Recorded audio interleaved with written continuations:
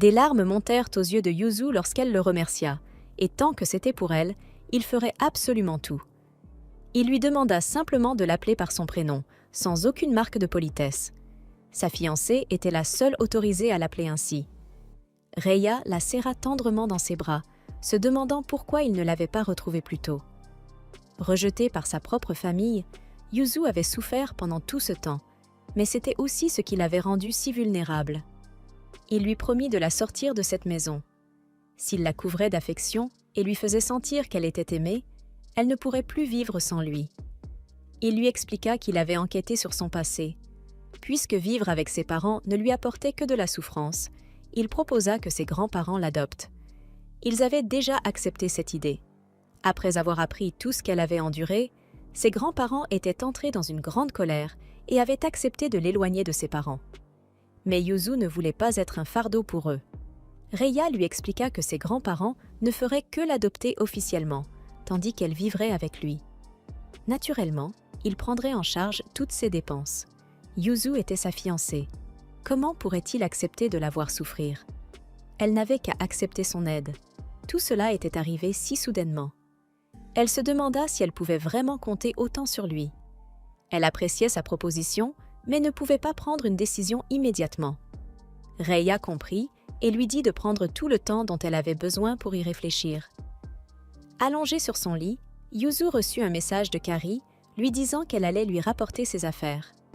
Yuzu occupa ses petites assistantes avec une émission sur sa tablette, puis s'éclipsa discrètement. En retrouvant sa sœur sur un pont, Kari lui fit clairement comprendre qu'elle ne lui pardonnerait jamais de l'avoir frappée. Elle ajouta que personne ne se souciait du fait qu'elle avait quitté la maison et affirma qu'elle n'y avait désormais plus sa place.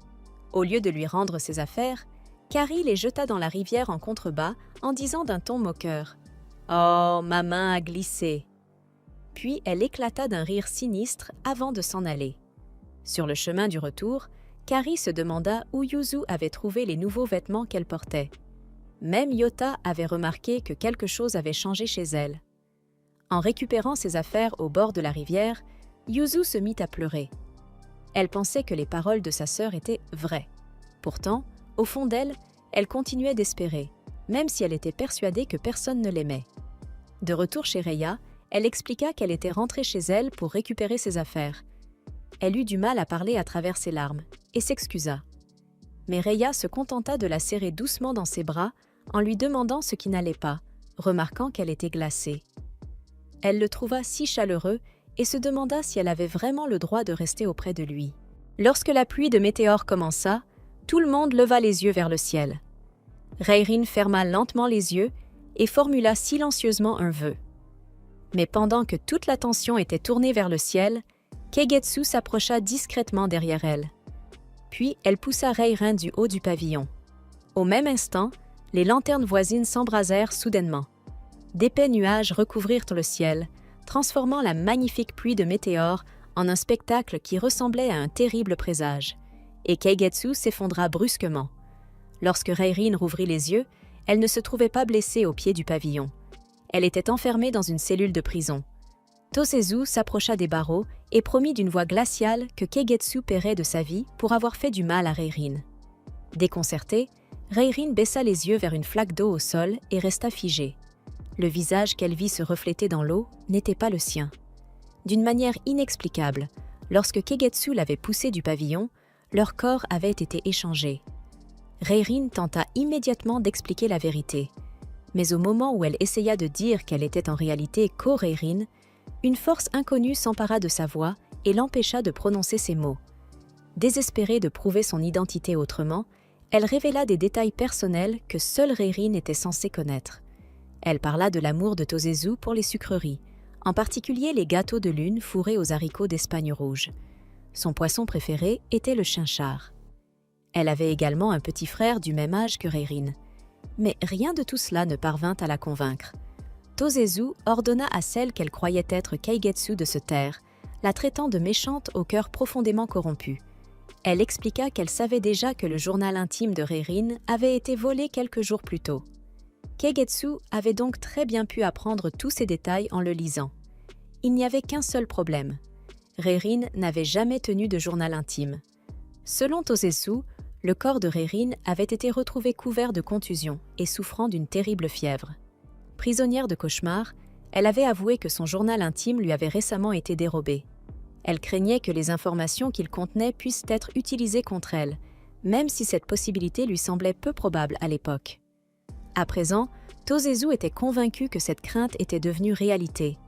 Folle de rage, elle accusa Keigetsu d'avoir volé les souvenirs de Reirin et d'imiter sa façon d'être. Aux yeux de Tosetsu, la véritable Reirin était belle, intelligente, bienveillante et aussi pure qu'une jeune fille céleste descendue des cieux. En s'entendant être couverte d'éloges avec autant de passion, Reirin ne put s'empêcher de se sentir légèrement embarrassée.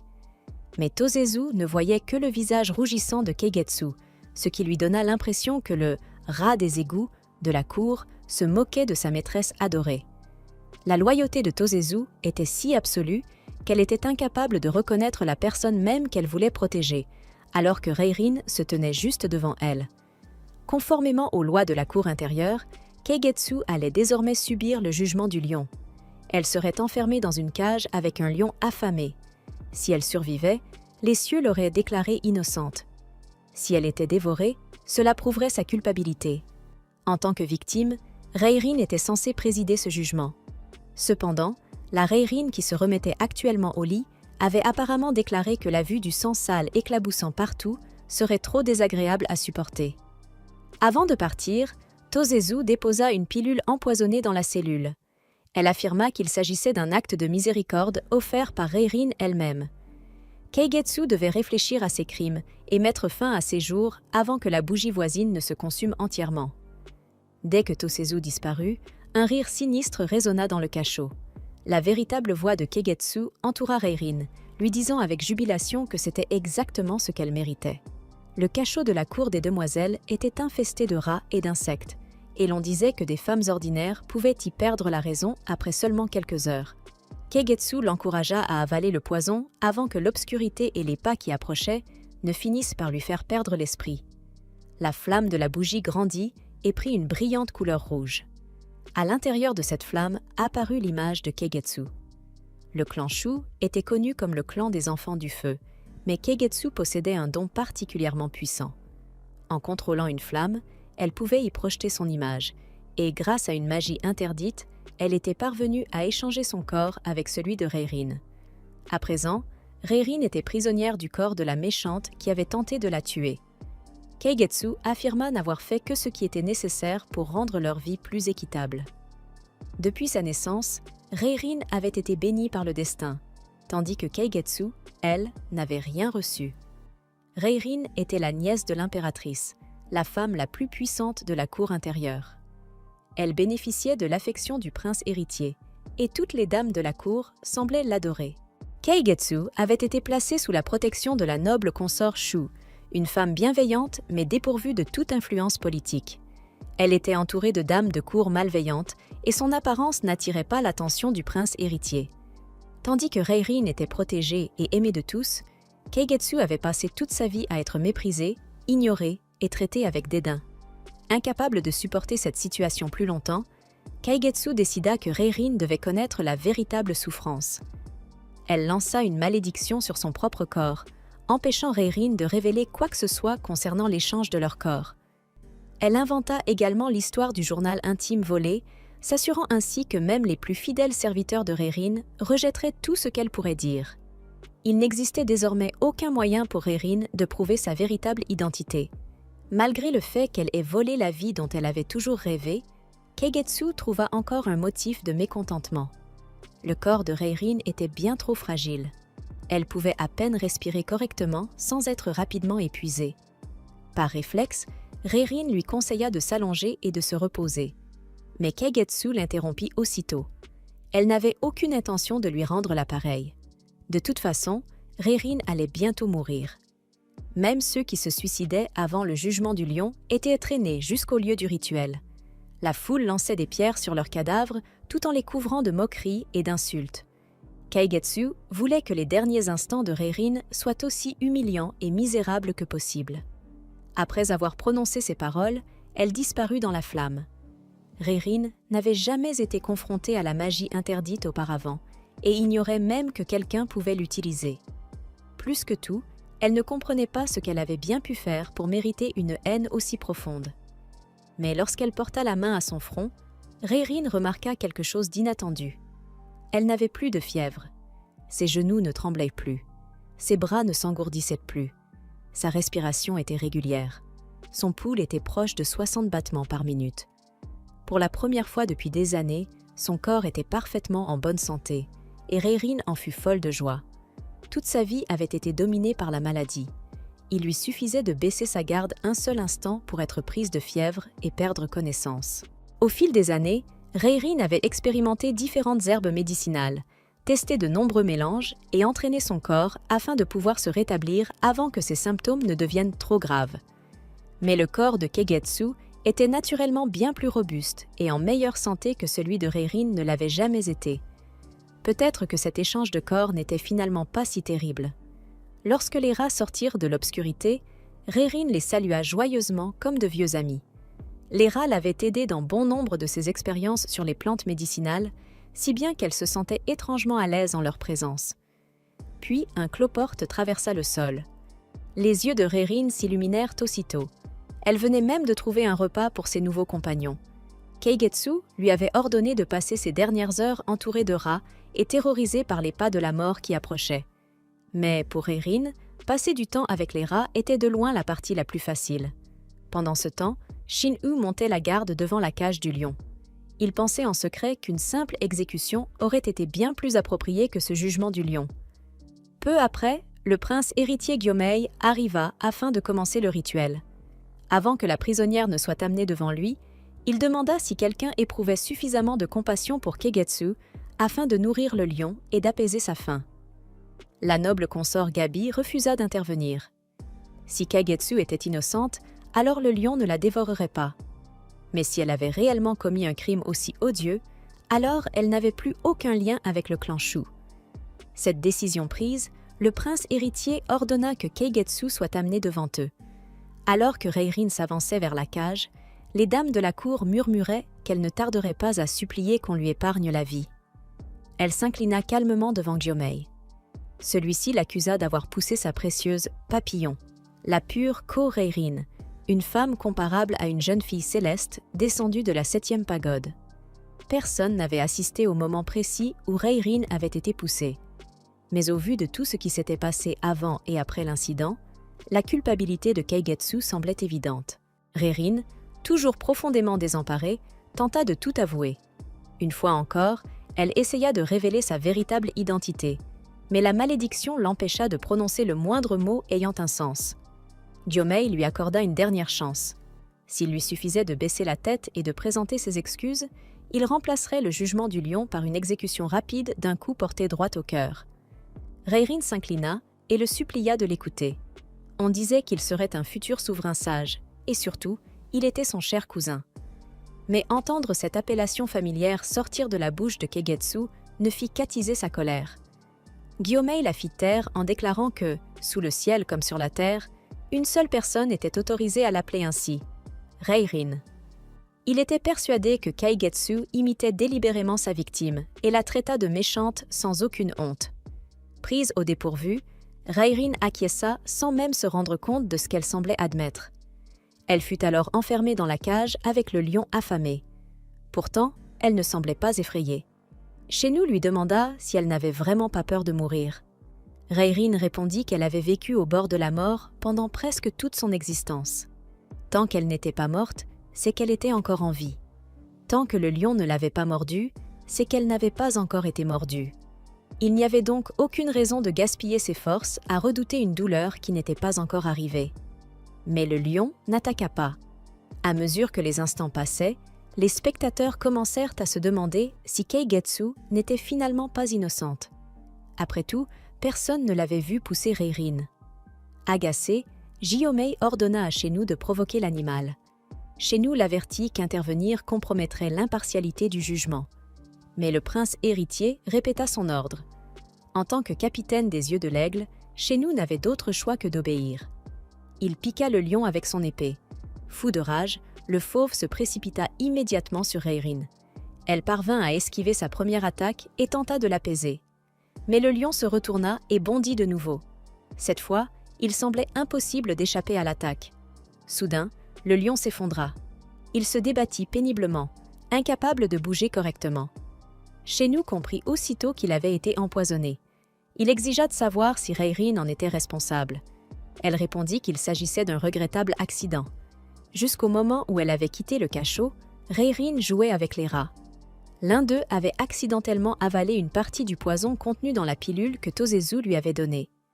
Souhaitant offrir des funérailles convenables à cette pauvre petite créature, Reirin avait caché le rat mort ainsi que le reste du poison dans la manche de son vêtement. Elle ne s'était jamais attendue à ce que le lion, en se jetant sur elle, l'avale d'un seul coup. Elle présenta alors ses plus sincères excuses du fond du cœur. Shinu se tourna alors vers le prince héritier et déclara que le jugement du lion s'était achevé avec succès. La règle était simple. Si le lion dévorait l'accusée, elle était coupable. S'il ne la mangeait pas, elle était innocente. Par conséquent, selon cet ancien rituel, l'innocence de Keigetsu avait été prouvée. Gyomei accepta le verdict à contre-cœur et lui permit de rester à la cour des demoiselles. Cependant, il précisa qu'il ne lui avait toujours pas pardonné d'avoir insulté Reirin. Si Keigetsu se moquait de nouveau d'elle, adoptait un comportement suspect ou tentait de prendre sa place, Gyomei lui trancherait personnellement la tête. À ses yeux, elle demeurait une véritable méchante. Elle devait se comporter comme une personne consciente de son rang inférieur.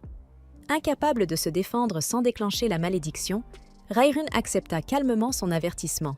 « Bien que je sois une méchante maladroite, je me comporterai d'une manière digne de celle que je suis. » Le jugement du lion étant terminé, tout le monde commença à quitter le lieu du rituel. Reirin resta en arrière, s'encourageant silencieusement à se concentrer sur ce qu'elle pouvait encore accomplir. Sa priorité était désormais de trouver un remède pour soigner le lion empoisonné. Avant qu'elle ne puisse partir, Shinu s'approcha d'elle et lui demanda si elle avait toujours été ce genre de personne. Bien entendu, Reirin ne pouvait pas expliquer pourquoi Keigetsu semblait soudainement si différente. À la place, elle lui répondit qu'elle n'était plus la personne qu'elle avait été autrefois. Shinu finit par s'éloigner, mais ses soupçons demeurèrent. Peu après, Riri arriva pour accompagner Keigetsu, désormais reconnue innocente, jusqu'à la cour des demoiselles. Ainsi, Reirin avait survécu à une exécution destinée à la faire disparaître. Mais échapper à la cage du lion n'était que le début. Elle restait prisonnière du corps de la femme la plus détestée de toute la cour intérieure, incapable de révéler sa véritable identité. Pendant ce temps, Keigetsu profitait de la vie, du statut et du prince héritier qui appartenait autrefois à Reirin. Pire encore, Shinu avait déjà remarqué que quelque chose avait complètement changé chez cette prétendue méchante. Désormais, Reirin devait survivre dans une cour remplie d'ennemis, protéger son véritable corps devenu extrêmement fragile et trouver un moyen de révéler la vérité avant que Keigetsu ne détruise tout ce qui lui est cher. Mais, tandis que Reirin commençait à apprécier son nouveau corps, enfin en parfaite santé, une question demeurait. Souhaiterait-elle seulement retrouver son ancienne vie? Sur les ordres de la noble consort Gabi, Lily escorta Reirin jusqu'à sa nouvelle résidence. Lily avait servi Keigetsu durant l'année écoulée, ce qui faisait d'elle une personne à la fois précieuse et dangereuse. Si quelqu'un était capable de remarquer que la femme occupant désormais le corps de Keigetsu avait changé, c'était bien elle. Le clan Shu était l'un des 5 grands clans représentant le royaume d'Ei. Il gouvernait les territoires du sud, vénérait le feu et était réputé pour les cheveux rouges flamboyants et les yeux ambrés de ses membres. En arrivant au palais du clan Shu, Reirin demanda à saluer la noble consort Gabi. Au sein du palais intérieur, une consort et sa suivante étaient censées entretenir une relation semblable à celle d'une mère et de sa fille. Lily refusa. Elle avait reçu l'ordre de maintenir Keigetsu à l'écart de la noble consort et de la garder sous surveillance. Reirin trouvait l'attitude de Gabi difficile à comprendre. Si elle-même avait été accusée de tentative de meurtre, sa tante, l'impératrice, aurait au moins pris le temps d'écouter sa version des faits. Bien sûr, si Reirin avait réellement été coupable, sa tante lui aurait probablement tranché la tête de ses propres mains. Mais elle l'aurait tout de même laissé s'expliquer auparavant. Peut-être que la noble consort Gabi était simplement une femme au cœur froid. Pourtant, Cette idée ne semblait pas correspondre à sa réputation. Gabi était connue pour témoigner de l'affection même aux plus petits insectes. Ririn ne pouvait pas croire qu'elle abandonnerait sans raison une jeune fille placée sous sa protection. Alors qu'elle poursuivait leur chemin dans le palais, les serviteurs qu'elle croisait les traitaient ouvertement. Lily et elle, de deux rats. Au palais Keo, tout le monde avait toujours accueilli Ririn avec le sourire et des paroles bienveillantes. Être insultée partout où elle allait était une expérience totalement nouvelle. Étrangement, cela ne lui déplaisait pas. Ririn avait passé toute sa vie entourée de serviteurs qui s'inquiétaient dès qu'elle faisait quelques pas sans se reposer. Maintenant qu'elle possédait un corps en parfaite santé, elle pourrait peut-être enfin réaliser son plus grand rêve, devenir autonome. Malheureusement, son nouveau logement rendait ce rêve un peu plus difficile à atteindre que prévu. À l'extrémité la plus éloignée du domaine du clan Shu, se dressait un bâtiment en ruine qui servait autrefois de réserve. L'endroit était envahi par la poussière, les insectes, les moisissures et les traces de longues années d'abandon. Le domaine du clan Ran se trouvait juste de l'autre côté de la route. Autrement dit, on ne pouvait pas être envoyé plus loin du centre du palais Shu. Keigetsu n'avait pas simplement été déplacée, elle avait été exilée. Lily frappa avec colère l'encadrement pourri de la porte. Parce que Keigetsu avait tenté de tuer Reirin, elles avaient toutes les deux été reléguées dans cet endroit misérable. Obliger Lily à continuer de servir sa maîtresse revenait pratiquement à la condamner.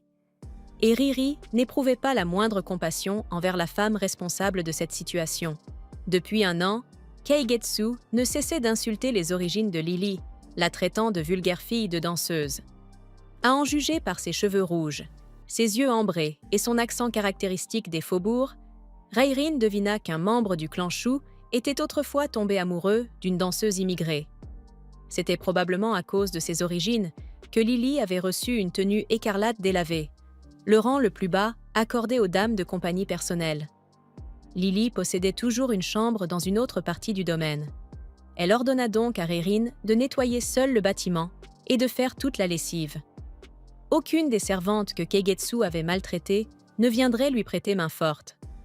De plus, la noble consort Gabi lui avait interdit d'assister au festival des fantômes, prévu dans 7 jours. Lihil était persuadée que Keigetsu finirait par s'effondrer. Pourtant, Reirin observa les lieux comme si elle venait d'hériter d'un véritable palais. De l'herbe s'étendait à perte de vue.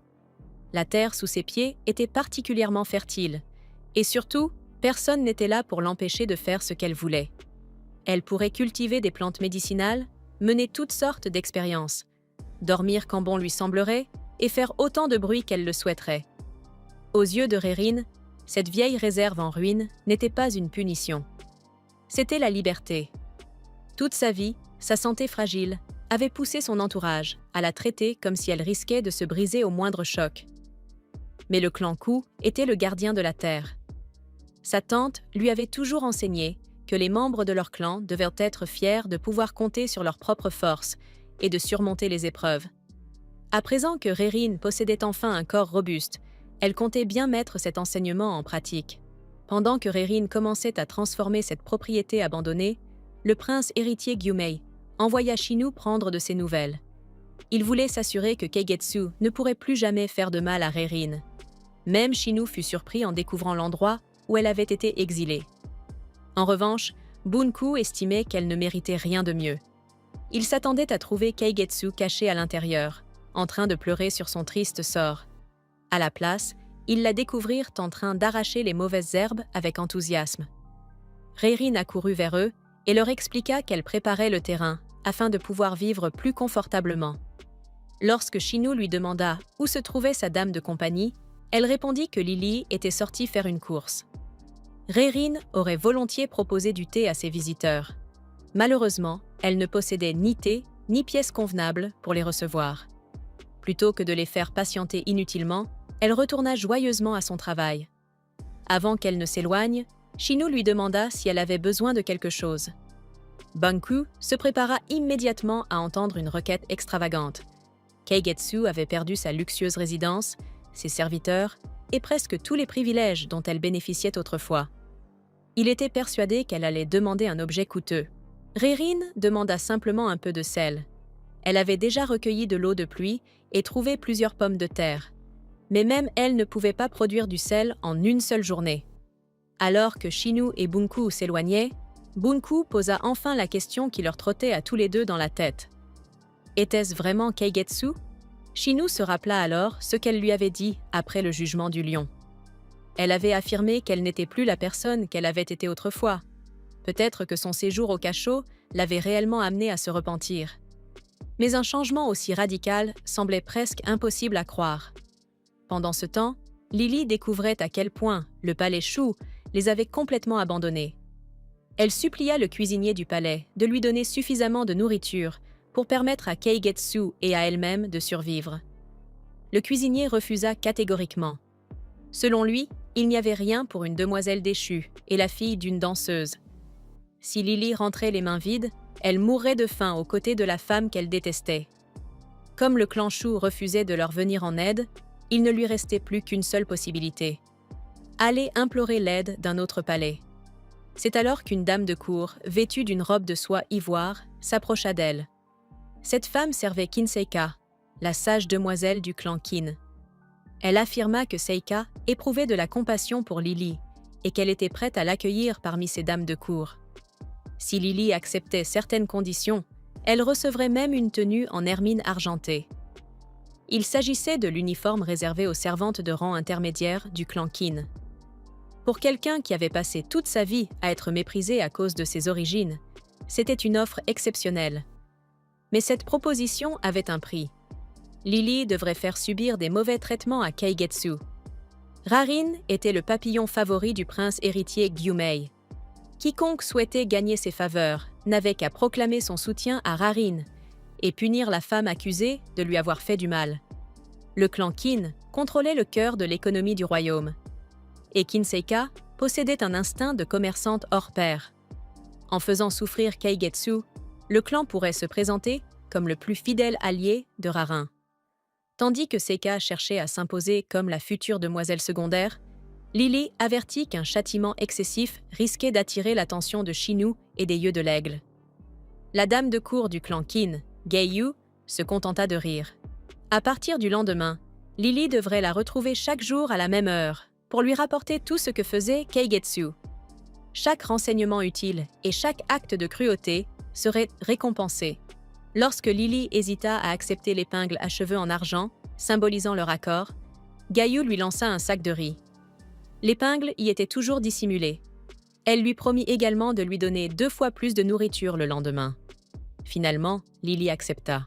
Après tout ce que Keigetsu lui avait fait subir, peut-être que ce n'était pas une trahison. Peut-être était-ce simplement la justice. En se dépêchant de retourner vers l'ancienne réserve abandonnée, Lily s'imaginait déjà retrouver Keigetsu entouré d'insectes, en larmes et complètement désespérée. Elle se souvenait encore du jour où Keigetsu l'avait forcée à passer tout un hiver dans le jardin, uniquement parce qu'elle n'aimait pas le regard de ses yeux. Si Keigetsu s'agenouillait, le visage contre le sol, en la suppliant de lui pardonner, Lily accepterait peut-être de lui accorder une seule bouchée de riz. Ensuite, elle lui ferait payer tout ce qu'elle avait enduré. Mais lorsqu'elle arriva, elle ne trouva pas une femme anéantie par le désespoir. Elle trouva une ferme. Rérine avait arraché les mauvaises herbes, préparé la terre et commencé à trier les plantes disséminées un peu partout sur le terrain. Elle accueillit chaleureusement Lily et lui annonça avec enthousiasme qu'elle venait de terminer de faire frire des pommes de terre et de faire revenir de la moutarde sauvage. Lily contempla le terrain complètement transformé avec stupéfaction. Keigetsu avait-elle utilisé une magie interdite? Rérine la rassura immédiatement. Elle n'avait rien fait de tel. Elle avait simplement découvert que les aliments abandonnés dans l'ancienne réserve avaient germé. Comme elle se trouvait à proximité du territoire du clan Ran, dont les membres servaient de l'élément du bois, Rérine pensait que le sol était imprégné de chi, favorisant la croissance des plantes. Lily l'avertit que cette zone était surtout réputée pour produire d'horribles insectes et des champignons dangereux. Cette remarque ne fit qu'enthousiasmer davantage Rérine. Elle lui montra fièrement du riz sauvage atteint de gale du riz et se réjouit d'avoir enfin l'occasion de mettre en pratique tout ce qu'elle avait appris dans les livres. là où les autres ne voyaient que quelque chose de répugnant, Reirin voyait de la nourriture, des remèdes et d'innombrables possibilités. À l'intérieur du bâtiment, elle servit à Lily une assiette de pommes de terre fraîchement préparées. Chinou leur avait fourni du sel et de l'huile.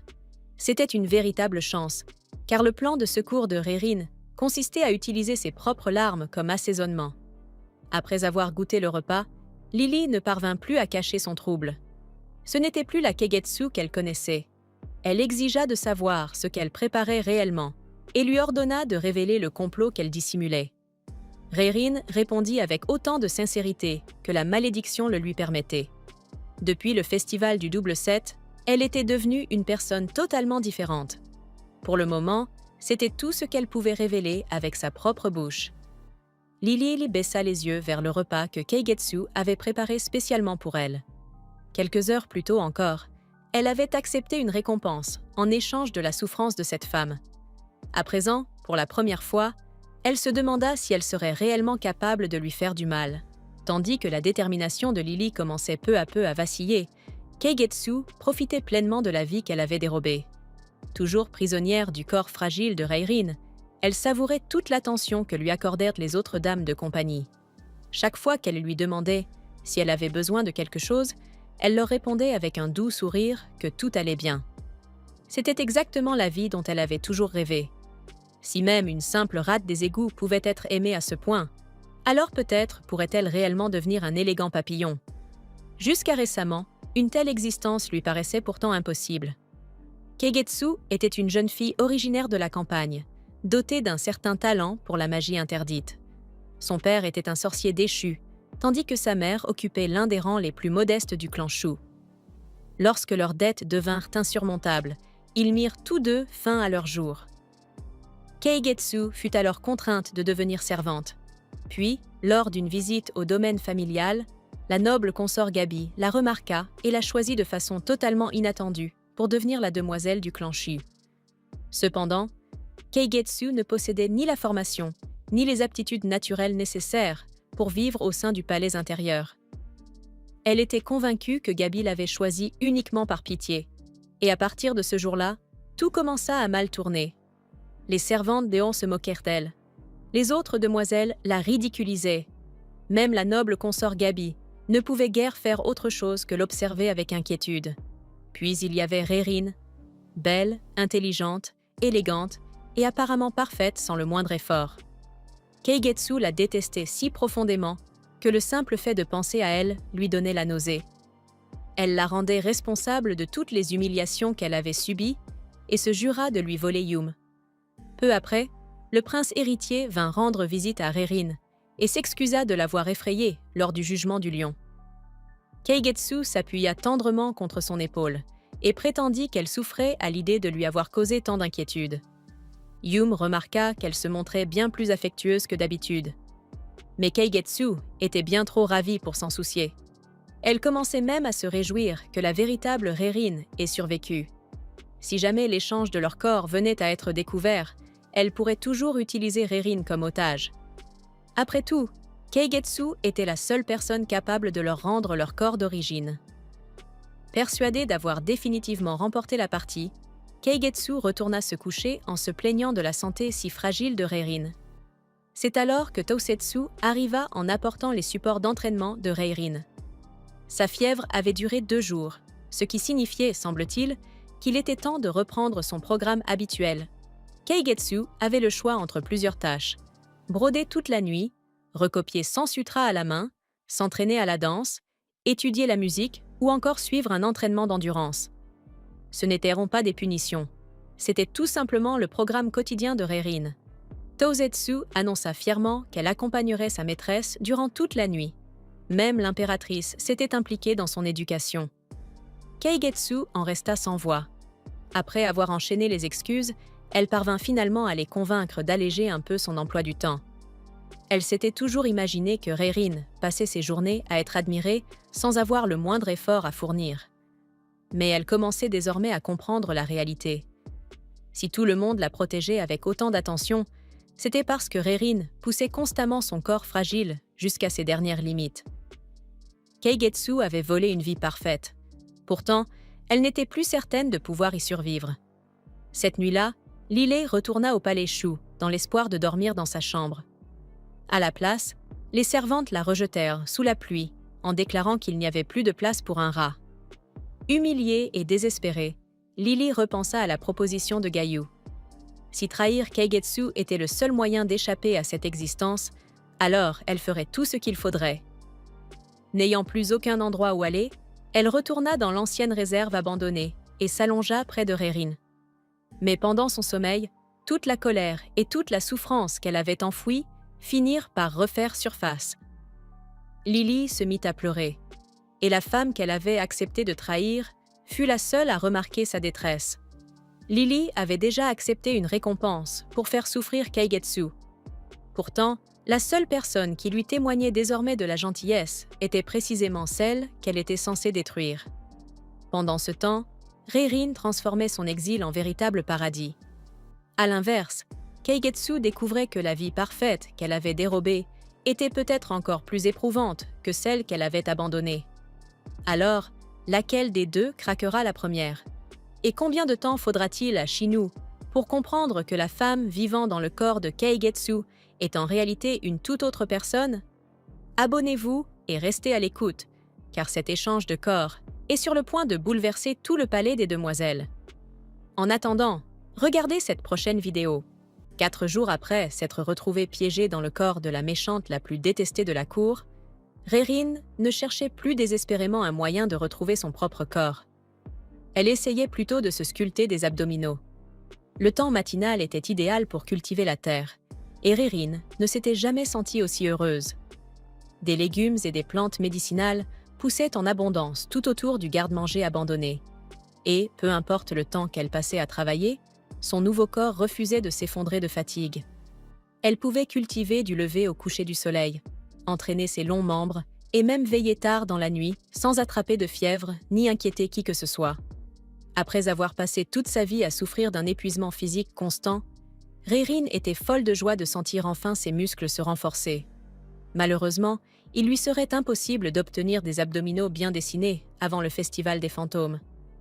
La cérémonie n'aurait lieu que dans 3 jours, et toutes les jeunes filles désignées devraient obligatoirement y assister. Cela signifiait que Rerin reverrait enfin Keigetsu, ainsi que son propre corps qui lui avait été volé. Depuis leur conversation dans le donjon, Keigetsu ne l'avait plus contactée. Rerin ignorait ce qu'elle préparait, mais elle savait qu'il lui serait impossible de l'éviter éternellement. Ce que Rerin ignorait, en revanche, c'est que quelqu'un d'autre préparait déjà un plan afin qu'elle n'atteigne jamais le festival. Lily interrompit ses pensées en lui demandant ce qu'elle marmonnait. Depuis qu'elle avait été chassée du palais Shu, Lily mangeait et dormait aux côtés de Rerin dans le garde-manger abandonné. Rerin était ravie de la voir auprès d'elle. En revanche, Lily demeurait légèrement terrifiée par l'enthousiasme débordant de celle qu'elle était censée servir. Lorsque Rerin commença à préparer le petit déjeuner, Lily se plaignit d'en avoir assez de manger des pommes de terre tous les jours. Elle la regarda ensuite avec horreur, récolter tranquillement du miel dans une ruche remplie d'abeilles. Depuis son arrivée dans cette propriété en ruine, Keigetsu était d'une humeur incroyablement bonne. Pendant plusieurs jours, Lily avait tout essayé pour changer cela.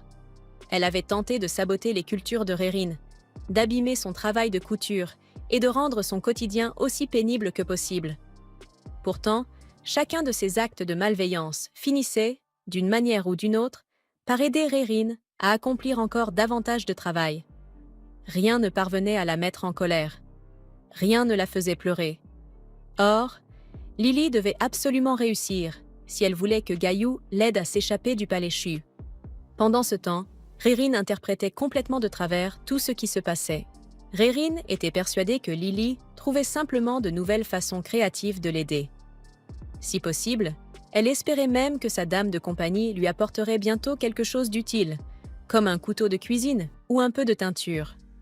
Pendant que Rerin continuait à préparer le repas, Lily se demanda silencieusement s'il était réellement possible qu'une personne change à ce point. La Keigetsu dont elle se souvenait ne se serait jamais levée avant sa propre servante pour nettoyer le jardin. Elle n'aurait certainement pas travaillé sans relâche, aider Lily dans les tâches ménagères ou ramasser des insectes à main nue. L'ancienne Keigetsu détestait les insectes. Celle-ci les considérait presque comme des membres de sa famille. Lorsque le petit déjeuner fut prêt, Rerin essaya de donner à Lily la plus grosse moitié de leurs pommes de terre. Refusant ce geste, Lily s'empara de la plus petite portion. Elles mangèrent ensemble dans le silence, appréciant ce repas étonnamment délicieux. Puis une pensée traversa soudain l'esprit de Lily, et elle en fut profondément contrariée. Cette nouvelle Keigetsu était mignonne. Reirin remarqua son expression troublée et comprit enfin que Lily devait avoir ses propres raisons d'agir d'une manière aussi étrange. Peut-être espérait-elle lui faire tellement peur qu'elle finirait par cracher du sang, voire par pleurer des larmes de sang. Mais au lieu de la punir, Reirin lui demanda simplement d'arrêter. Selon elle, Lieli était une dame de compagnie honnête et admirable. Reirin était convaincue qu'elle serait bien plus heureuse si elle pouvait reprendre ses fonctions habituelles et servir de tout son cœur. Lily ne comprenait pas comment Keigetsu pouvait dire une telle chose après avoir passé une année entière à la tourmenter. C'était précisément à cause de Keigetsu qu'elle n'était plus capable d'exercer les fonctions ordinaires d'une dame de compagnie. Si Lily se consacrait de nouveau entièrement à son service, Keigetsu pouvait-elle lui garantir sa position, son salaire et sa protection? Le visage de Reirin s'assombrit. Elle voulait sincèrement l'aider, mais dans sa situation actuelle, elle était incapable de lui promettre quoi que ce soit. En voyant cette tristesse, Lily se sentit encore plus mal. C'était pourtant cette même femme qui l'avait humiliée pendant toute une année. Alors pourquoi le fait de la voir triste lui faisait-il soudain autant de peine? Incapable de comprendre ses propres sentiments, Lily prit la fuite. Elle finit par croiser Gayu, qui, lui, était bien moins compatissant. Des rumeurs s'étaient déjà répandues, selon lesquelles Keigetsu passait désormais ses journées à rire et à profiter joyeusement de son exil. Gayu exigea de savoir si Lily lui avait menti lorsqu'elle prétendait faire souffrir Keigetsu. Lily jura devant le grand ancêtre qu'elle avait accompli tout ce qu'on lui avait demandé. Elle insista sur le fait qu'elle n'éprouvait aucune loyauté envers Keigetsu et qu'elle ne s'était pas laissée attendrir par sa gentillesse. Gayu décida de fermer les yeux sur son échec pour cette dernière fois. Puis elle tendit une dague à Lily. Cette fois, Gayu voulait une preuve suffisamment convaincante pour pouvoir la présenter à Dame Kenseka. Peu lui importait ce que Lily couperait, même s'il s'agissait du cœur de Keigetsu. Lily protesta aussitôt. Le harcèlement et la tentative de meurtre étaient deux crimes totalement différents. Si elle blessait une jeune noble, elle risquait d'être exécutée. Mais Gayu n'en avait cure. À partir du moment où Lily avait accepté l'épingle à cheveux en argent cachée dans le sac de riz, sa vie était désormais entre les mains de Gayu. Si elle refusait d'accomplir sa mission, Gayu l'accuserait d'avoir volé le clankin et la traduirait devant Shinu. Gayu était une dame de cour vêtue de soie ivoire. Lily, quant à elle, portait la soie écarlate des servantes de rang inférieur, avait du sang étranger et était déjà méprisée parce qu'elle était la fille d'une danseuse. Personne ne croirait sa version des faits. Lorsque Lily tenta d'agripper Gayu, celle-ci la repoussa d'un coup de pied qui l'envoya tomber dans une flaque d'eau. D'une voix glaciale, Gayu déclara que Lily ne recevrait plus la moindre nourriture tant que cette mission ne serait pas accomplie. Pendant ce temps, ailleurs, le prince héritier Yomei commençait à être agacé par l'expression totalement vide qui se lisait sur le visage de Shinu. Shinu présenta ses excuses. On lui avait ordonné d'accompagner chaque jour le prince héritier lors de ses visites auprès de Dame Reiran. Apparemment, son ennui commençait à devenir évident. Yomei fit remarquer que Shinu affichait déjà ce même regard vide lorsqu'ils s'étaient rencontrés pour la première fois. Des années auparavant, Shinu avait été présenté au jeune prince héritier comme son demi-frère cadet. Bien qu'ils partagent le même père, les deux garçons ne se ressemblaient absolument pas. Shinu avait hérité des yeux bleus de sa mère, mais il réagissait à ce détail comme s'il ne le concernait en rien. Lorsque Yomei lui demanda comment était la vie sur le champ de bataille, Shinu répondit avec détachement que ce n'était qu'un endroit insignifiant où les êtres humains se contentaient de s'entretuer. Cette réponse d'une franchise désarmante amusa étrangement le prince héritier.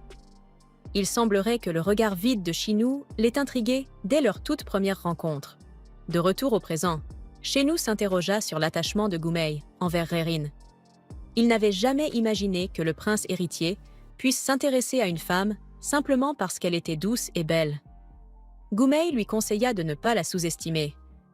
Reirin appartenait au clan Ko et possédait une force intérieure bien plus grande que ne le laissait paraître son apparence délicate. Lorsqu'elle lui avait été présentée pour la première fois, toutes les autres jeunes femmes avaient été déstabilisées par la puissante aura de dragon qu'il dégageait. Reirin avait été la seule à ne pas rougir. C'était précisément cette force de caractère qui l'avait attirée vers elle. Malgré cela, Gumei craignait que l'agression dont elle avait été victime ne l'ait changée. Depuis le festival du double sept, Reirin se comportait d'une manière étrange. Shenu fit remarquer qu'il avait observé le même phénomène chez Keigetsu. Depuis qu'elle avait survécu au jugement du lion, la prétendue méchante était devenue étonnamment gentille et accessible. Gumei reconnut qu'il ne souhaitait pas voir Keigetsu subir une punition excessive. Cependant, elle avait bâti sa réputation au fil de longues années de cruauté. Avant que Shenu ne devienne capitaine des Yeux de l'Aigle, Keigetsu avait faussement accusé un eunuque d'avoir tenté de l'agresser et avait failli le faire exécuter. C'était la raison pour laquelle personne ne pouvait croire facilement qu'elle était soudain devenue une personne différente. Avant qu'ils ne puissent poursuivre leur discussion, Bunko entra précipitamment avec un rapport urgent. Un membre des Yeux de l'Aigle, posté près de la cour des demoiselles, avait aperçu une servante vêtue d'une robe écarlate délavée, se dirigeant vers le domaine Shu avec une dague.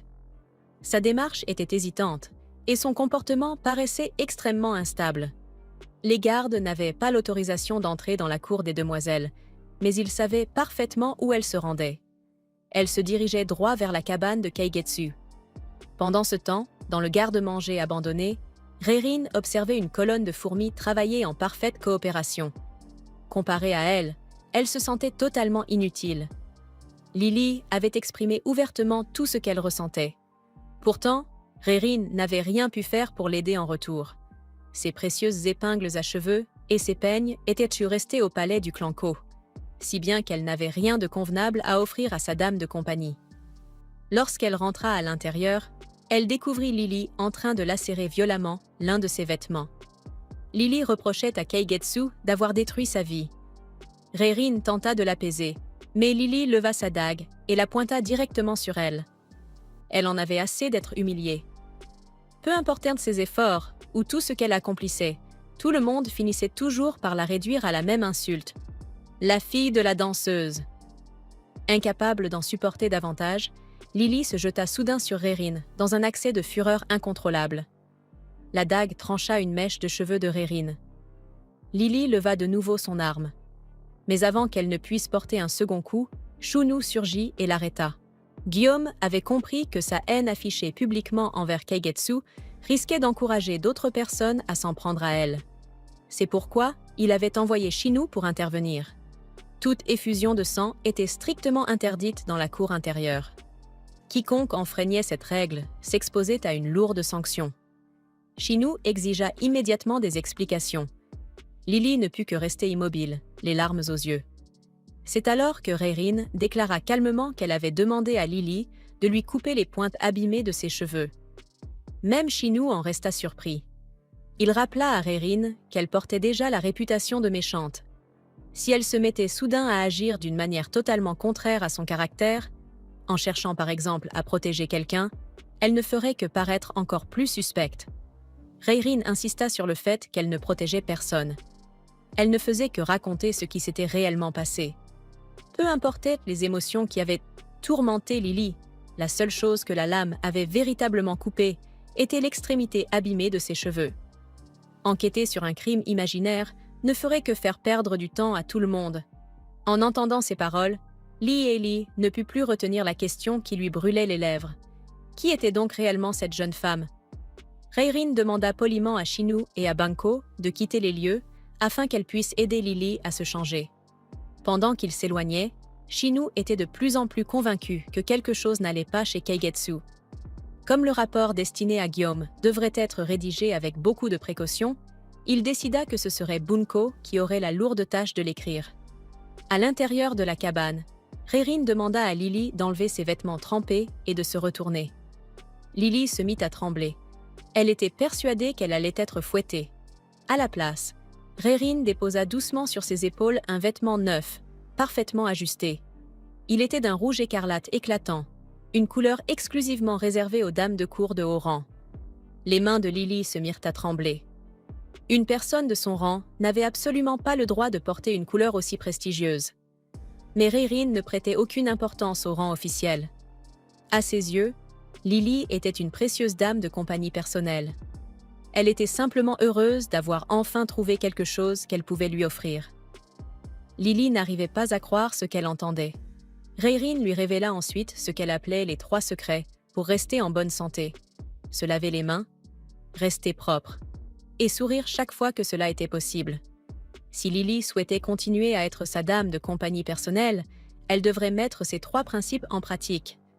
Lily avait certes pointé une dague contre elle, mais en réalité, la seule chose qu'elle avait coupée était une petite mèche de cheveux. Aux yeux de Rérine, il n'y avait donc plus rien à reprocher. Elle demanda ensuite à Lily de se tenir bien droite et de garder la tête haute. Si elle négligeait sa santé et continuait à marcher le regard baissé, sa mère ne manquerait certainement pas de la gronder. Rérine était persuadée que la mère de Lily avait dû être une femme étrangère extraordinaire. Elle avait survécu dans un pays inconnu en ne comptant que sur son propre corps et sa propre force. Ces paroles touchèrent profondément Lily. Elle se souvint que sa mère lui répétait souvent qu'une femme devait toujours garder le dos droit et la tête haute. Les larmes qu'elle retenait depuis si longtemps finirent donc par couler. Elle présenta ses excuses pour toutes les paroles cruelles qu'elle avait prononcées, pour tous ses actes de harcèlement, pour le vêtement qu'elle avait abîmé, ainsi que pour la mèche de cheveux qu'elle avait coupée. Puis, elle s'effondra dans les bras de Rérine en sanglotant. Rérine la serra doucement contre elle. Elle comprenait désormais que Lily avait été acculée et regrettait de ne pas avoir remarqué plus tôt la souffrance qu'elle endurait. Jusqu'à cet instant, Lily était résolue à fuir Keigetsu à n'importe quel prix. À présent, elle ne désirait plus qu'une seule chose, rester aux côtés de Rérine. Lily prit alors une décision. Elle rendrait l'épingle à cheveux de Gaïu et refuserait désormais de trahir Rérine, même si le clan Qin l'accusait de vol et la faisait exécuter. Mais Rérine n'en avait pas encore terminé. Quelqu'un avait volé le sourire de Lily et lui avait fait croire que sa vie était déjà finie. Rérine voulait connaître le nom de cette personne. Qui était donc l'imbécile qui avait osé menacer sa précieuse dame de compagnie? Au même moment, Keigetsu souffrait d'une forte fièvre brûlante. Elle était incapable de supporter la maladie permanente qui affligeait le corps de Rérine et se demandait si elle allait mourir ainsi. En se retrouvant dans le corps de Rérine, Keigetsu avait énormément de mal à respirer. Elle n'arrivait pas à croire que Rérine ait pu se comporter normalement malgré une fièvre aussi élevée. Rérine ne s'était jamais absentée d'un seul rituel. Même la noble consort Shu, qui ne cessait de la complimenter, n'avait jamais mentionné qu'elle était aussi fragile. Keigetsu se mit à chercher désespérément un remède, mais elle ne trouva rien. Elle éclata en sanglots et s'effondra à genoux, trouvant cette situation complètement absurde. Pourquoi continuait-elle à souffrir autant, même après avoir échangé leur corps? Submergée par la colère, elle manipula les flammes de la pièce et exigea que Rérine vienne l'aider. Pendant ce temps, Rérine attendait toujours le retour de Lily. Lily avait décidé de rapporter l'épingle à cheveux à Dame Gaïu. Après avoir vu l'expression sinistre de cette dernière, elle avait refusé de laisser Rérine s'en charger elle-même. Malgré tout, Rérine était surprise d'apprendre que Dame Seika, du clan Qin, avait ordonné qu'on la harcèle. Elle avait toujours considéré Dame Seika comme une personne fière et intègre. Rérine désirait tellement retrouver une bonne santé qu'elle n'avait peut-être jamais eu l'occasion de tisser de véritables liens avec les autres. Mais, dans le corps de Keigetsu, elle n'avait plus besoin de consacrer toute son énergie à éviter de s'évanouir. Elle ne se retrouvait plus à bout de souffle, au moindre moment d'excitation, grâce à l'excellente condition physique de Keigetsu. Elle en était profondément jalouse. Rérine se dit que, si l'impératrice la voyait dans cet état, elle en serait certainement stupéfaite. Elle se remémora le jour où elle avait franchi pour la première fois les portes de la cour des demoiselles. Ce jour-là, les paroles de l'impératrice s'étaient y gravées dans son cœur. L'impératrice lui avait confié qu'elle n'attendait qu'une seule qualité d'une demoiselle de cour, la détermination. Si Rérine avait été choisie, c'était uniquement parce qu'elle possédait cette détermination. Soudain, Keigetsu lui apparut au milieu des flammes. À la façon dont elle haletait, Reirin comprit immédiatement qu'elle traversait une épreuve particulièrement difficile. La fièvre de Keigetsu ne diminuait toujours pas. Cette dernière lui ordonna de faire quelque chose. Reirin comprit qu'elle était en train d'hyperventiler. Elle lui demanda de couvrir sa bouche avec ses 2 mains et la rassura en lui disant que tout irait bien. En suivant ses instructions, Keigetsu parvint enfin à retrouver son calme. Reirin lui demanda ensuite de mélanger les médicaments numéro 9 et 15 situés dans la partie supérieure gauche de l'armoire à pharmacie, puis d'en inhaler les vapeurs. Keigetsu n'arrivait pas à croire que le corps de Reirin soit aussi fragile. Pas un seul instant, elle ne semblait être en bonne santé. Elle trouvait cela complètement absurde. Pourtant, c'était le quotidien auquel Reirin s'était habituée. Reirin lui demanda alors d'annuler leur échange de corps. Elle se sentait coupable d'imposer un corps aussi faible à Keigetsu. Cependant, Keigetsu était persuadée que Reirin ne faisait que jouer les gentils, afin d'en tirer un avantage. Elle n'avait absolument aucune intention de renoncer à cette situation où tout le monde était à ses petits soins. À ses yeux, c'était une véritable bénédiction. Même l'arrogante Kim Seika lui avait apporté un brûle-parfum en guise de cadeau pour son rétablissement. En entendant cela, Reirin la mit immédiatement en garde. Selon elle, il valait mieux se méfier d'un tel présent avant de l'accepter. Mais Keigetsu pensait que Reirin parlait ainsi uniquement par jalousie. Elle était convaincue que Reirin souhaitait simplement la voir continuer à souffrir dans son propre corps, celui d'un vulgaire rat d'égout, dépourvu de beauté et de talent, que personne ne remarquait. Reirin lui demanda aussitôt de ne jamais parler d'elle-même de cette manière. Après tout, le corps de Keigetsu était incroyablement robuste. Pourtant, Keigetsu n'y voyait aucune qualité.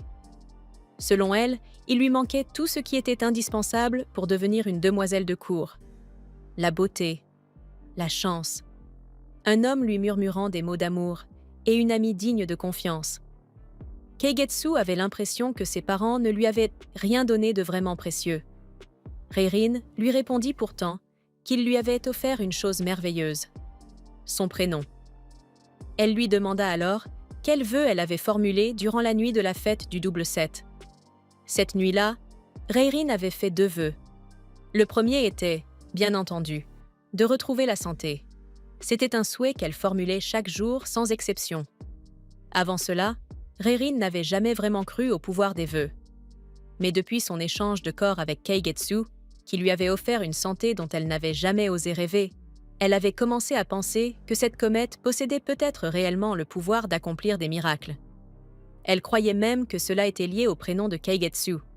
Le caractère Kei de son prénom était composé du premier caractère du mot « comète », associé au caractère signifiant « cœur ».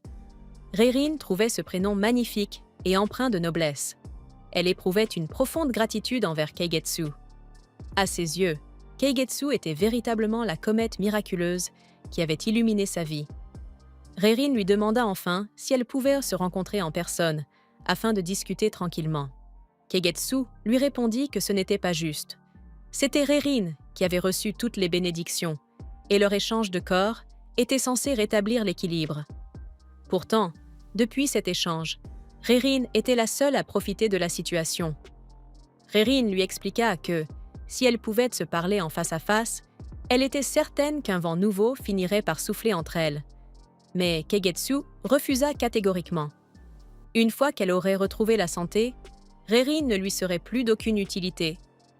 Elle avait même hâte de voir combien de temps Reirin continuerait à profiter de cette situation. Après ces paroles, les flammes s'éteignirent.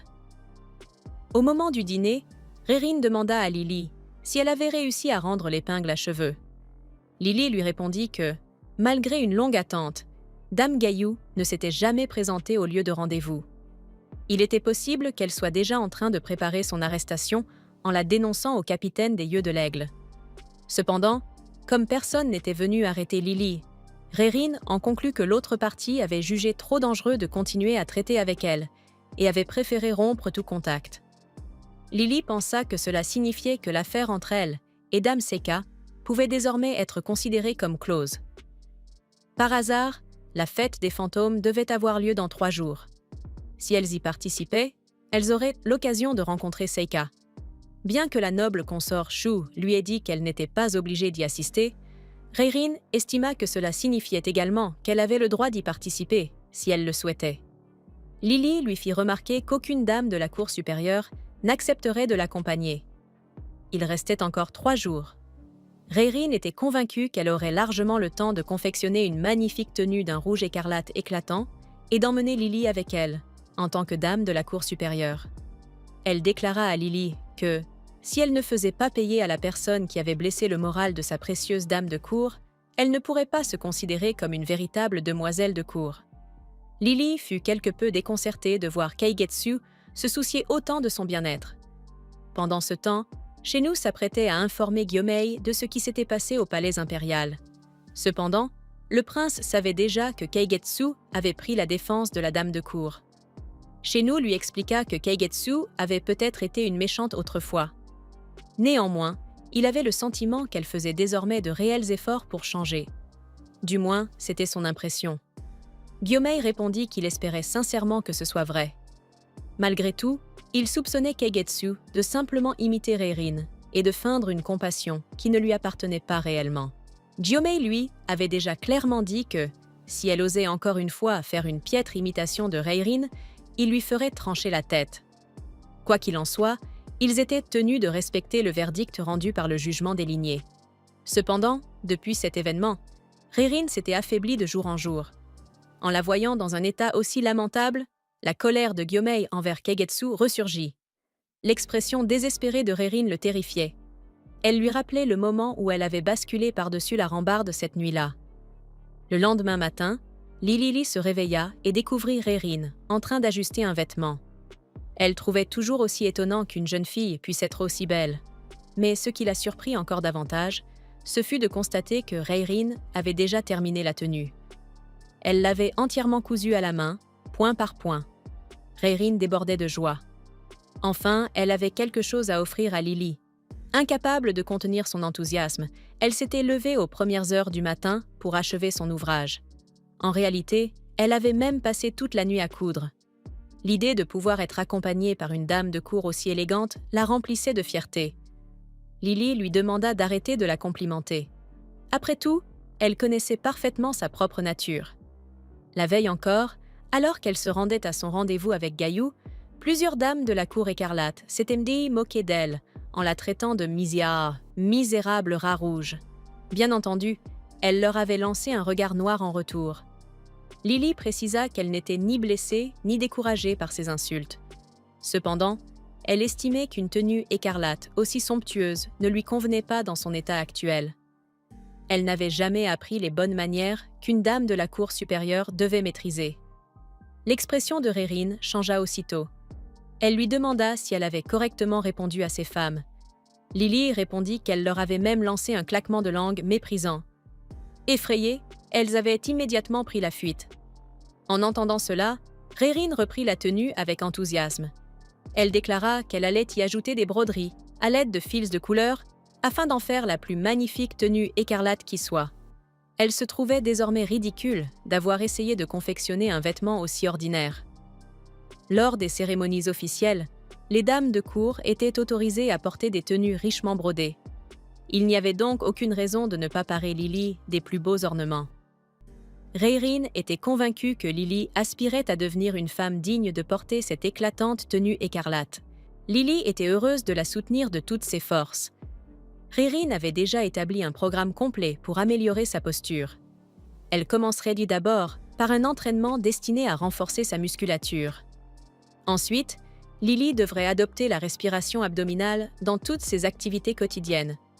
À cela s'ajouterait la mémorisation des écritures sacrées, l'entraînement à la calligraphie, ainsi que quelques exercices de broderie. Après tout, Lily était son unique et précieuse dame de cour. Reirin imaginait également que Lily serait absolument magnifique, vêtue d'une robe jaune gamboge. Le jaune gamboge était la couleur portée par les dames de la cour supérieure du palais impérial. À cet instant, Lily commença à trouver la situation étrange. Elle était la seule à recevoir autant d'attention et d'enseignements de la part d'une demoiselle de cour. Elle avait presque l'impression d'être complètement inutile. Lily demanda alors à Rerin de lui apprendre quelque chose en retour. Elle souhaitait lui enseigner la danse tourbillonnante sogdienne. Rerin doutait d'être capable d'exécuter une danse aussi difficile. Mais Lily lui rappela que sa propre mère en était une véritable experte. Elle souhaitait simplement l'apprendre pour elle-même. Rerin finit par accepter, incapable de résister à son adorable insistance. Le jour de la fête des fantômes arriva. Seika s'ennuyait profondément.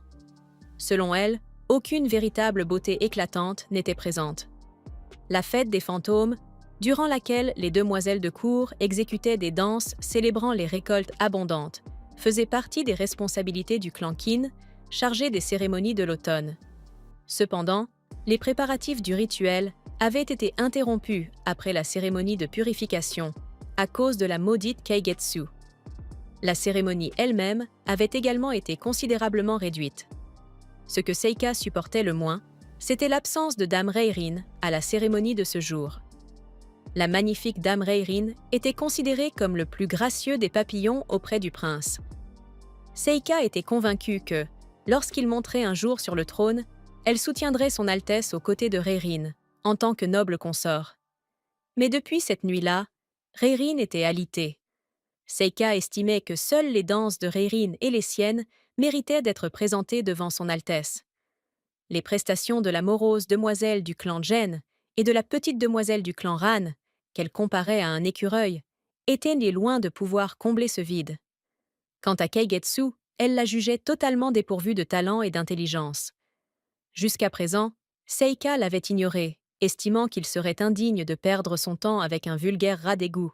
Mais elle avait atteint ses limites. Elle voulait s'assurer que Keigetsu se sente tellement misérable qu'elle regrette profondément d'avoir intégré la cour des demoiselles. Elle attendait donc patiemment que Keigetsu fasse enfin son apparition. Dans la grande salle, tout le monde attendait l'arrivée de Keigetsu. Le prince héritier Gyomei se demandait à quoi ressemblerait son entrée. Elle était détestée par toutes les femmes de la cour des demoiselles, qui lui vouaient une profonde hostilité. Chez la noble consort Shu, sa tutrice lui avait conseillé de ne pas se présenter, mais elle avait insisté pour y assister. Lorsque le prince héritier avait rendu visite à Reirin ce matin-là, elle pleurait.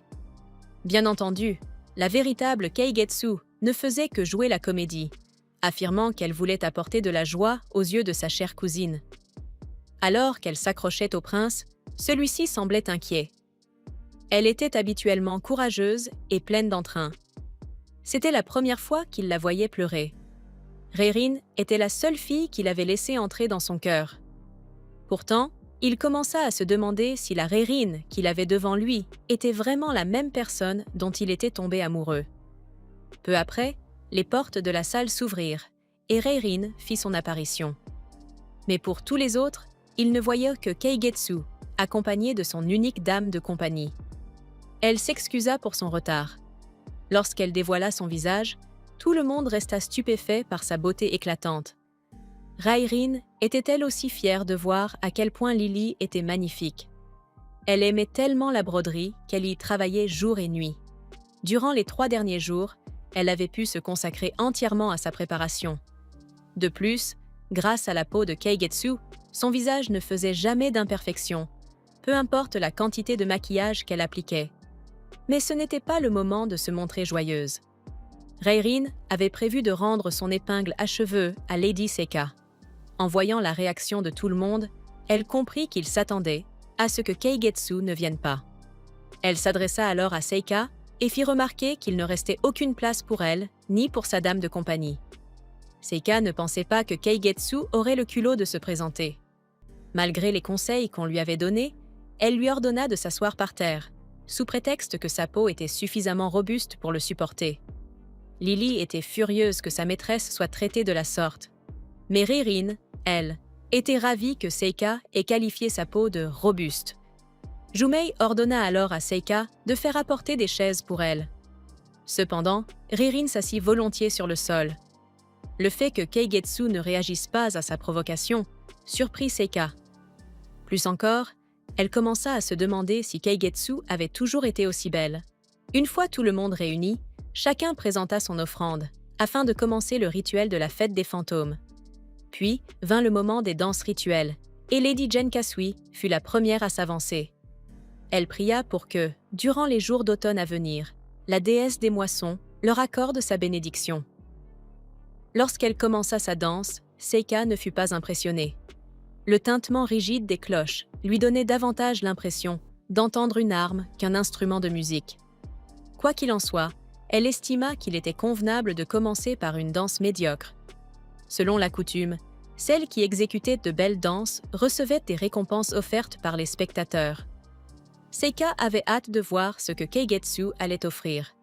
Elle fut surprise lorsqu'une boule décorative en forme de sachet parfumé fut suspendue à l'arbre. Normalement, ces boules étaient utilisées lors des festivals saisonniers du début de l'été. Cependant, puisqu'elle était la demoiselle de la famille Shu, qui supervisait la saison estivale, cela restait approprié. Plus que tout, Seika trouva la broderie particulièrement magnifique. Pour une rate d'égout, qui faisait habituellement preuve d'un goût douteux, cet objet était étonnamment raffiné. Mais Seika se demandait s'il tiendrait jusqu'à la fin du festival. Ensuite, Lady Ran Haoshen s'avança pour danser. Aussi maladroite soit-elle, on voyait qu'elle avait reçu un entraînement sérieux. Pas un seul de ses mouvements ne trahissait la moindre hésitation. Pourtant, Seika avait l'impression de regarder une simple danse de petite fille. Elle allait passer ensuite, bien décidée à montrer à tout le monde à quoi ressemblait une véritable danse. Tout le monde fut captivé par ses mouvements et l'applaudit chaleureusement lorsqu'elle termina. Même le prince héritier loua son excellente prestation. Seika reçut de somptueux cadeaux, dont un offert par le prince héritier lui-même. Et maintenant, elle voulait voir ce que Keigetsu allait lui offrir. Profitant de cette occasion, Reirin lui rendit l'épingle à cheveux, laissant Seika quelque peu perplexe. Elle s'attendait à ce que Seika l'accepte sans dire un mot. Alors que les dames de la cour commençaient à chuchoter entre elles, Lily chercha Gayu du regard. Finalement, les dames commencèrent à accuser Keigetsu d'avoir volé l'épingle à cheveux. Alors que les insultes continuaient, Reirin s'en prit à l'une d'elles pour avoir insulté Lily. La dame tenta de se cacher derrière Seika, affirmant qu'elle ne faisait qu'exprimer son opinion. Reirin lui demanda alors si cette manière d'exprimer son opinion était propre au clan Qin. Bien qu'audacieuse, elle expliqua à Seika que, dans la cour des demoiselles, la demoiselle et ses dames de compagnie devaient être liées par un lien solide. Ainsi, lorsqu'une dame de compagnie faisait preuve d'un mauvais comportement, il était du devoir de la demoiselle de lui en parler et de la réprimander. La noble consort Shu la fit immédiatement taire, lui rappelant qu'elle devait connaître sa place. Elle lui ordonna de cesser de chercher querelle à un autre clan et de lui faire honte. Eren fit remarquer que la période de mise à l'épreuve qui lui avait été imposée était déjà terminée. De plus, elle ne cherchait pas la querelle. Elle voulait simplement avoir une discussion. Quoi qu'il en soit, Gabi lui déclara que si elle perturbait encore le moindrement le déroulement du rituel, elle devrait immédiatement retourner au palais. Eren en conclut que tant qu'elle ne gênait pas le rituel et ne se comportait pas de manière honteuse, elle serait autorisée à poursuivre sa discussion avec Seika. Elle décida alors de monter sur scène pour exécuter une courte danse. Si sa danse n'était pas considérée comme une horreur par tout le monde et qu'elle parvenait à terminer correctement le rituel, elle demanda à Seika d'accepter de poursuivre leur conversation. Mais bien sûr, Seika doutait qu'elle en soit capable. Lorsqu'Eren monta sur scène, elle déclara que Seika était simplement quelqu'un qui n'appréciait pas les petites manigances. Ce qui venait de se produire n'était rien de plus qu'un malheureux accident. Cependant, un malheur était synonyme de mauvais présage. Lors d'un rituel destiné à souhaiter une récolte abondante, aucun élément de mauvais augure ne devait être présent. Reirin allait donc exécuter une danse capable de chasser cette atmosphère néfaste. La manière dont Reirin dansait la laissa complètement stupéfaite. La façon dont elle abaissait ses hanches, la manière dont elle inclinait ses poignets. C'était une danse que seules les personnes ayant suivi un entraînement rigoureux pouvaient exécuter. Cette élégance, soutenue par tant d'efforts, rappela à Seika la véritable Reirin. Et pourtant, quelque chose était différent. La danse de Reirin était d'une délicatesse infinie. En observant attentivement, Seika réalisa que la danse que Keigetsu exécutait devant eux était la valse Sogdienne. Pendant un instant, Lily crut voir l'image de sa mère, tandis que Reirin dansait. Même Jilm, commença à se demander qui était réellement cette femme qui dansait devant lui. La foule entra en délire et applaudit Rérine pour son incroyable prestation. Jilme se demandait pourquoi son cœur s'emballait autant alors qu'il la regardait. Avec cela, Rérine était certaine d'avoir évité toute punition. Elle avait eu beaucoup de chance que Lily lui ait appris la valse sogdienne. C'était une danse qu'elle avait toujours admirée. Seika s'approcha alors d'elle et lui demanda comment elle avait réussi à exécuter cette danse. On disait qu'elle était difficile, même pour les danseuses professionnelles. Rérine répondit que c'était parce qu'elle avait pu recevoir les enseignements d'une dame de cour compétente, Rimi, qui, bien sûr, avait elle-même reçu une excellente instruction de sa mère. Touchée par ces éloges, Rimi en eut les larmes aux yeux, tandis que Seika félicitait Rérine pour sa danse. Rérine voulut revenir à leur conversation, mais Seika lui fit remarquer que personne n'avait encore remis de récompense pour sa prestation. Pour Rérine, les applaudissements du public suffisaient amplement. Cependant, Seika insista pour que leur admiration soit matérialisée sous la forme d'un présent. Elle affirma que tout talent artistique exceptionnel devait être reconnu par tous. Jiyomi déclara alors que c'était la plus merveilleuse danse qu'il ait jamais vue. C'était une danse qui lui avait véritablement permis de ressentir la beauté d'une récolte abondante. Pour récompenser sa prestation, il ferait préparer quelque chose pour elle plus tard. Pour l'instant, il lui offrit son éventail personnel. Rérine accepta le cadeau du prince avec une profonde gratitude. Après cela, elle confronta Seika au sujet des insultes que ses dames de compagnie avaient proférées à son encontre. Alors que Seika craignait pour sa vie, tous les autres trouvèrent la situation amusante, y compris Shinu. Il avait beaucoup de mal à retenir son rire. Acculé et n'ayant plus aucune échappatoire, Seika finit par céder et s'excusa pour les propos tenus précédemment par sa dame de compagnie. Elle complimenta Lily, la qualifiant de femme merveilleuse, dotée d'une beauté et d'un talent remarquables. Satisfaite des excuses de Seika, Rérine lui demanda ensuite de faire venir la dame de cour Gayu. Cependant, Seika affirma qu'il n'y avait personne du nom de Gayu parmi les dames de la soie ivoire. Lily resta sous le choc,